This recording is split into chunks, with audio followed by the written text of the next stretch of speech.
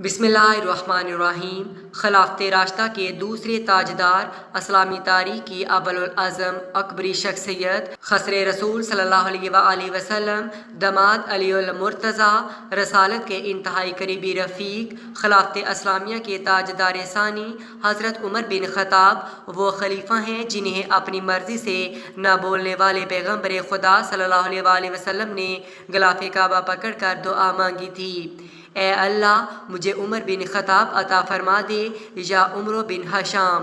دعائے رسول صلی اللہ علیہ وآلہ وسلم کے بعد عمر بن خطاب تلوار گردن میں لٹکائے، ہاتھ باندھے، سیدھے دروازہ رسول صلی اللہ علیہ وآلہ وسلم پر پہنچے۔ صحابہ اکرام نے جب یہ آنے کی کیفیت دیکھی تو بارگاہ رسالت میں دست بستہ عرض کی: یا رسول اللہ صلی اللہ علیہ وآلہ وسلم، عمر اس حالت میں آ رہے ہیں۔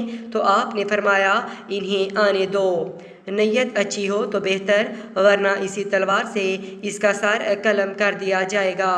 جب بارگاہ رسالت میں عمر بن خطاب حاضر ہوئے، دست رسول صلی اللہ علیہ وآلہ وسلم پر بیعت کر کے کلمہ طیبہ پڑھا تو فلک شگاف نعروں سے نعرہ تکبیر کی صدائیں بلند ہوئیں تو ہر طرف بے خین بے خین کی صدائیں گونجیں۔ جس عمر بن خطاب کے آنے پر اتنی خوشیاں منائی گئیں، جس کے رعب دبدبا سے دشمنان اسلام میں اس قدر حواس باختہ ہوتے تھے کہ بے شک یہ مرد کلندر کھلے آسمان تلے تنہا تلوار اور کوڑا لٹکا کر آرام کر رہا ہوتا تھا، مگر کسی کو یہ جرأت نہ ہوتی تھی کہ عمر بن خطاب کا کوڑا یا تلوار اٹھاتا۔ حضرت عمر فاروق رضی اللہ تعالیٰ عنہ دوسرے خلیفہ راشد ہیں۔ نبی اکرم صلی اللہ علیہ وآلہ وسلم اور حضرت ابو بکر صدیق رضی اللہ تعالیٰ عنہ کے بعد آپ کا رتبہ سب سے بلند ہے۔ آپ کے بارے میں رسول اکرم صلی اللہ علیہ وآلہ وسلم نے فرمایا: میرے بعد اگر کوئی نبی ہوتا تو عمر ہوتا۔ عمر کی زبان پر خدا نے حق جاری کر دیا ہے۔ جس راستے سے عمر گزرتا ہے، شیطان وہ راستہ چھوڑ دیتا ہے۔ میرے بعد ابو بکر عمر کی اقتداء کرنا۔ آپ نے ہجرت نبوی صلی اللہ علیہ وآلہ وسلم کے کچھ عرصہ بعد 20 افراد کے ساتھ علانیہ مدینہ کو ہجرت کی۔ آپ نے تمام غزوات میں حصہ لیا۔ 634 عیسوی میں خلافت کے منصب پہ فائز کیے گئے۔ 644 عیسوی تک اس عہدہ پر کام کیا۔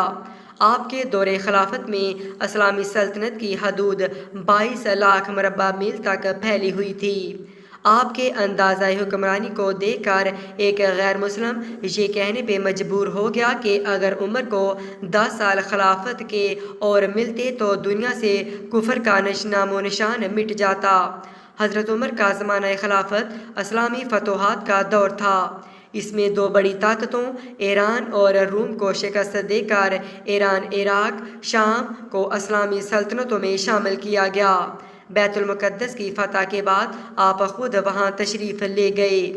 حضرت عمر فاروق رضی اللہ تعالیٰ عنہ کا مشہور قول ہے کہ اگر دریائے فرات کے کنارے ایک کتا بھی پیاسا مر گیا تو عمر سے پوچھا جائے گا۔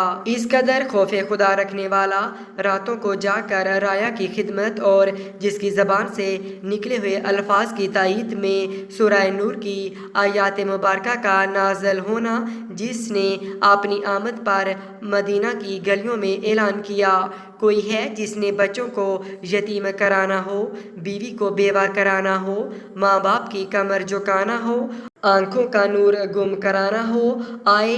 عمر نے محمد صلی اللہ علیہ وآلہ وسلم کی غلامی کا دعویٰ کر لیا ہے، آج سے علانیہ اذان اور نماز ہوا کرے گی۔ حضرت عمر فاروق رضی اللہ تعالیٰ عنہ سب سے پہلے امیر المومنین کہہ کر پکارے گئے۔ آپ نے بیت المال کا شعبہ فعال کیا اور اسلامی مملکت کو صوبوں اور ضلعوں میں تقسیم کیا۔ اشرائے خراج کا نظام نافذ کیا، مردم شماری کی بنیاد ڈالی، قاضیوں کے لیے خطیر تنخواہیں متعین کیں، احداث یعنی پولیس کا محکمہ قائم کیا، جیل خانہ وضع کیا اور جلاوطنی کی سزا متعارف کی، سن ہجری جاری کیا، زراعت کے فروغ کے لیے نہریں کھدوائیں۔ اسلام کے اس عظیم سپوت کی فتوحات سے اہل باطل اتنے گھبرائے کہ سازشوں کا جال بچھا دیا اور ایک ایرانی بدبخت مجوسی ابو فضل و فیروز نے یکم محرم الحرام 23 ہجری کو امام عدل و حیریت خلیفہ راشد امیر المومنین فاتح عرب و عجم پر حملہ کر کے مدینہ منورہ میں شہید کر دیا۔ آپ روضہ رسول صلی اللہ علیہ وآلہ وسلم میں ان حضرات صلی اللہ علیہ وآلہ وسلم کے پہلو مبارک میں مدفن ہیں۔